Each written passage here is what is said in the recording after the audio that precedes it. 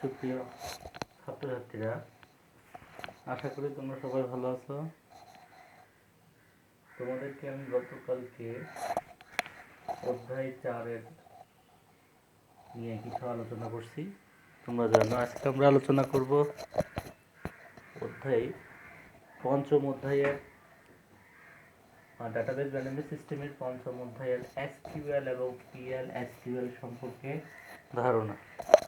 ধারণা দেওয়ার চেষ্টা করব তোমাদের। তাহলে প্রথমেই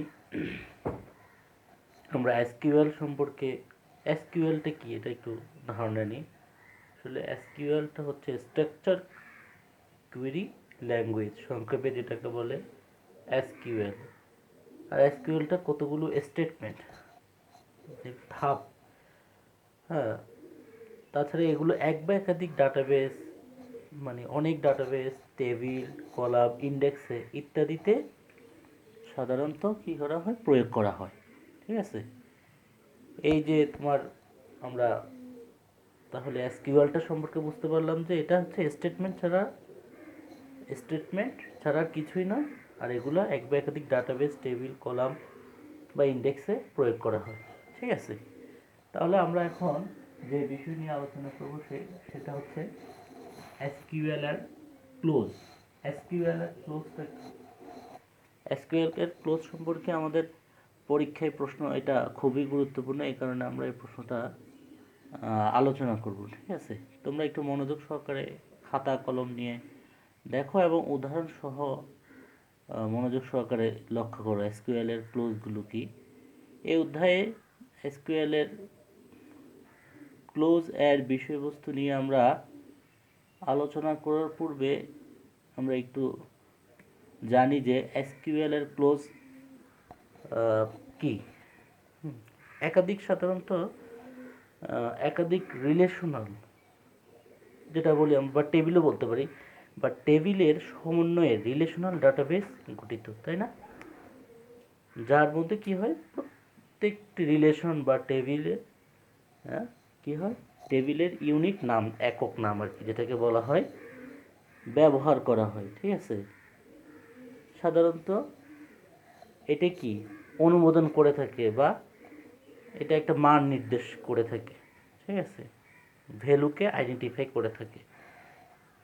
এখন এখানে পরীক্ষায় কিন্তু আসতে পারে প্রশ্নটা এভাবেই যে এসকিউএল এর ক্লোজগুলো কি। আমরা দেখতে পাচ্ছি এসকিউএল এর ক্লোজ, অথবা এখানে উল্লেখযোগ্য অর্থাৎ সবচেয়ে গুরুত্বপূর্ণ এসকিউএল এক্সপ্রেশনের বেসিক ক্লোজ হচ্ছে 3টি। ঠিক আছে, যদিও অনেক সময় 5টি আসে, আসলে ওইটা ওরকম নাও আসতে পারে। 3টি আসলে বেসিক স্ট্রাকচার এখানে এসকিউএল এর ক্লোজ। ঠিক আছে, তাহলে এসকিউএল এর ক্লোজ 3টি কী কী আমরা এখানে লক্ষ্য করলে দেখব যে এখানে select clause, from clause, where clause. Select clause এবং ফ্রম ক্লোজ ও হোয়ার ক্লোজ, এই তিনটা হচ্ছে বেসিক ক্লোজ এসকিউএল এর। ঠিক আছে, তাহলে আমরা এখানে, আমি তোমাদেরকে এখানে সংক্ষেপে দেখাচ্ছি, তোমরা বিস্তারিত বই আমি বুঝাই দিচ্ছি, তোমরা বইতে দেখবে। এখানে দেখো আমরা এসকিউএল এর সিনট্যাক্স, তোমরা মনে আছে আমরা প্রোগ্রামিং এসেনশিয়ালের সিনট্যাক্স পড়ছিলাম, এখানেও কিছু সিনট্যাক্স আছে সূত্রের মতো আর কি, যেটা ফলো করে এসকিউএল এর ক্লোজগুলো সাধারণত কাজ করবে, আমরা জানি। ঠিক আছে, তাহলে এখানে এসকিউএল এর ক্লোজের প্রথমটা হচ্ছে সিলেক্ট ক্লোজ। সিলেক্ট ক্লোজের কাজটা কি আসলে, এটা আমরা এখন একটু ধারণা নিব। সিলেক্ট ক্লোজটা হচ্ছে স্যার ডাটাবেস টেবিলে, আমরা যখন একটা টেবিল তৈরি করব, ডাটাবেসে রেকর্ড করার যখন প্রয়োজন হবে তখন ইনপুট নিতে হবে না? ইনপুট নেওয়ার জন্য স্বাভাবিকভাবেই আমাকে ওই ইনপুট যেটা নিব সেটা কিন্তু প্রদর্শন করার প্রয়োজন হতে পারে। ঠিক আছে, কথা বুঝতে পারছো? অথবা আমরা এভাবে বলতে পারি, স্টেটমেন্টগুলো নিব, স্টেটমেন্ট দিয়ে এক বা একাধিক টেবিলের এক বা একাধিক কলাম, রো ইত্যাদি ডাটা নির্বাচন করে দেখা যায়। ঠিক আছে, এক বা একাধিক টেবিলে কী থাকবে, আমার এখানে মনে করো এটা যদি আমি একটা টেবিল ধরি, তাহলে এখানে আমার কলাম আছে, রো আছে। ঠিক আছে, এবং এখানে অনেক ডাটা আছে। এখন আমি এর ভিতরে কি করব, এখানে সিলেক্ট করব। ঠিক আছে, এখানে সিলেক্ট চিহ্নটি টেবিলের সাধারণত কলাম এবং সকল রোকে নির্বাচন করে। যে কলামটা নির্বাচন করব এর আন্ডারে সকল রো যেটা থাকবে সেটা নির্বাচন করব। হ্যাঁ, এই কারণে এখানে এই দেখো আমি কিন্তু একটা উদাহরণ দিচ্ছি, সিলেক্ট এ স্টার। এখানে এটাকে বলা হয় কি, এই চিহ্নটাকে সাধারণত বলা হয় অ্যাস্টেরিস্ক, ঠিক আছে। তাহলে তোমরা আরেকটা জিনিস খেয়াল করো, আমি এখানে কিন্তু যে উদাহরণটা সিলেক্ট কলাম 1 কলাম 2, এখানে আমার কলাম আরও অনেক থাকতে পারে, তাই না? তাহলে ইত্যাদি কলাম এন পর্যন্ত, এখানে যদি আমি দিই U M N column N পর্যন্ত, এইভাবে অনেক কলাম থাকতে পারে। তাহলে এখানে মূল থিমটা হচ্ছে সিলেক্টের আন্ডারে আমরা কি করব, একটা কলাম থাকবে এবং এই কলামের আন্ডারে সকল রোকে আমরা নির্বাচন করব, তখনই আমি সিলেক্টকে ব্যবহার করতে পারবো, ঠিক আছে, সিলেক্ট ক্লোজকে ব্যবহার করতে পারবো। এবার আমরা চলে আসি ফ্রম 2 নম্বরে। ফ্রম, ফ্রমটা আসলে কি, ফ্রম ক্লোজ এটা কি, এটা সিনট্যাক্স আমরা দেখি। এখানে ফ্রম টেবিল নেম কি দেওয়া আছে, ঠিক আছে। তাহলে এখানে ফ্রম যখন টেবিল নেম দেওয়া আছে, তার মানে আমরা বুঝতে পারছি যে এখানে কি টেবিলকে ইন্ডিকেট করা হয়, ঠিক আছে। আসলে মূলত হচ্ছে ফ্রমের কাজটা কি, ডাটাবেজে যেসব টেবিল থেকে বা আমরা যদি বলতে পারি যেসব রিলেশন থেকে, ওটা বলতে পারি, হ্যাঁ, একটার সাথে একটা তো রিলেশন সম্পর্ক ডাটাবেস, তাই না? রিলেশন থেকে অথবা টেবিল থেকে রেকর্ড অথবা ডাটা অথবা কলাম বলতে পারি, অথবা রো বলতে পারি। রো বলতে পারি, রো নির্বাচন বা প্রদর্শন করার প্রয়োজন হয়, তখন কি করতে হবে, সেই সব টেবিল বা রিলেশন ফ্রম ক্লোজের মাধ্যমে উল্লেখ করতে হয়, ঠিক আছে। অর্থাৎ এখানে ফ্রমের কাজ হচ্ছে টেবিলের মাধ্যমে আমার কলাম, রো অথবা তোমার যেটা বলি রেকর্ড, হ্যাঁ, ইত্যাদি প্রদর্শন করার প্রয়োজন হতে পারে, ঠিক আছে। এখন এটা কিভাবে প্রয়োগ করতে পারে, আমরা এটা দেখছি ফ্রম টেবিল নেম, টেবিলের যে নামটা থাকবে এই নামটা দিলে হবে। আমার এখানে যদি আমি এখানে যদি একটা টেবিল নাম দিই, হ্যাঁ, সাপোজ আমি একটা উদাহরণ দিই, এখানে একটা টেবিল আঁকবো, ঠিক আছে, হ্যাঁ, এটা টেবিলে একটা নাম দেবো এখানে স্টুডেন্ট, স্টুডেন্ট, তাহলে আমার এখানে টেবিল নেম হবে স্টুডেন্ট, টেবিল নেমটা কি হবে, এই স্টুডেন্টটাই হবে, অর্থাৎ টেবিলের নামটা প্রদর্শন করা হবে, ঠিক আছে। এটা হচ্ছে ফ্রমের কাজ। আর হোয়ার কাজ হচ্ছে, হোয়ার সিনট্যাক্সটা আসলে আমরা দেখি, হোয়ার কলাম ইকুয়াল টু ভ্যালু, তোমরা লক্ষ্য করতেছো হোয়ারটা। তাহলে হোয়ার কাজ কি, অনেক সময় সাধারণত ডাটাবেজের রিলেশনাল টেবিল থেকে, এই যে একটা থেকে একটা রিলেশন আছে, রিলেশনাল টেবিল থেকে কী করতে হয়, তোমার শর্ত সাপেক্ষে কোনো বিশেষ শ্রেণীর ডাটা নির্বাচন করার প্রয়োজন হতে পারে, স্পেশাল ডাটা আর কি, তখন সাধারণত হোয়ার ক্লজ ব্যবহার করে প্রয়োজন মাফিক ডাটা নির্বাচন করতে হবে আমাকে, ঠিক আছে। তাহলে বুঝতে পারবো, অর্থাৎ স্পেশাল বা বিশেষ শ্রেণী যেটা বলে ডাটা নির্বাচন করার ক্ষেত্রে কিন্তু আমাকে এই হোয়ার ক্লোজটা ব্যবহার করা হয়। আর এই ক্লোজটা সাধারণত দুইভাবে ব্যবহার করা হয়, কোনো বিশেষ ডাটা নির্বাচন করার জন্য, অথবা তোমার একাধিক টেবিল থেকে লিঙ্ক করে, একটার সাথে একটা টেবিল লিঙ্ক যখন থাকবে ডাটা কি নির্বাচন করার জন্য। আমরা এখানে হোয়ার ক্লোজের একটা উদাহরণ দেখছিলাম, এখানে হোয়ার কলাম ভ্যালু, হ্যাঁ, হোয়ার এখানে এখানে হোয়ার হচ্ছে কলাম ভ্যালু। এখানে আমরা একটা উদাহরণ দিচ্ছি, দেখো এসকিউএল গ্রেটার দ্যান সিলেক্ট কি নেম স্যালারি ফ্রম এমপ্লয়ি,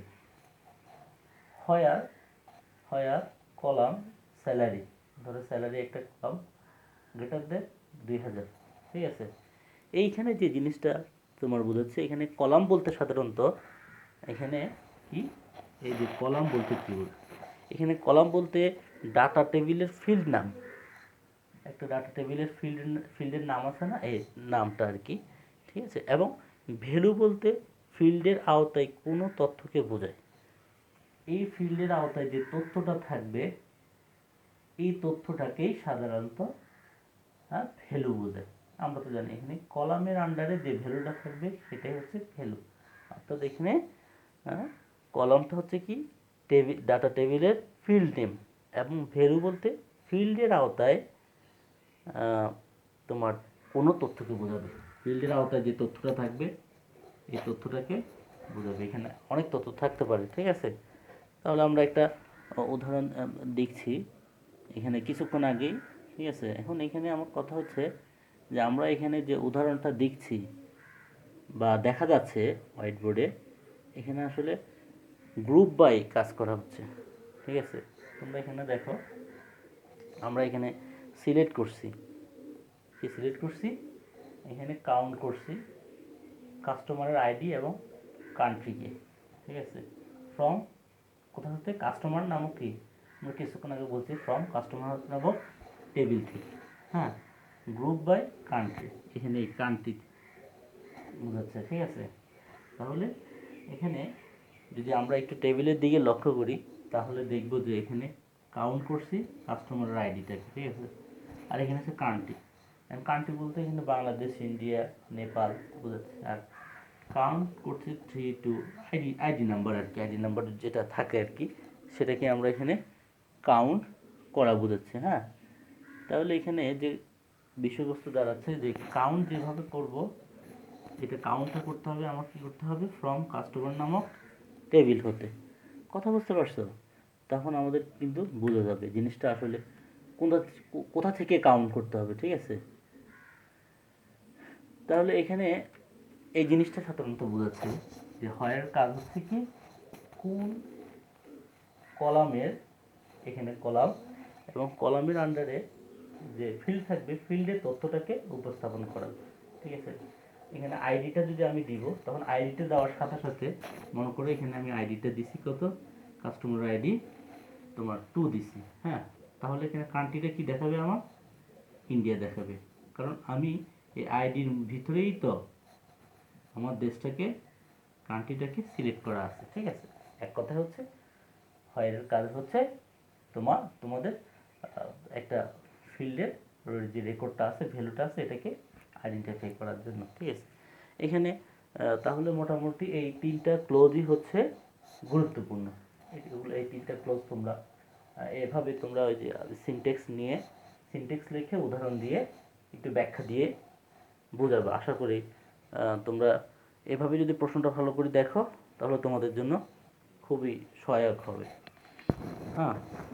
আর আরেকটা জিনিস মনে রাখবো, আমরা যখন আমরা যেটাই করি না কেন আমাদেরকে কিন্তু সঠিকভাবে তথ্যটাকে উপস্থাপন করতে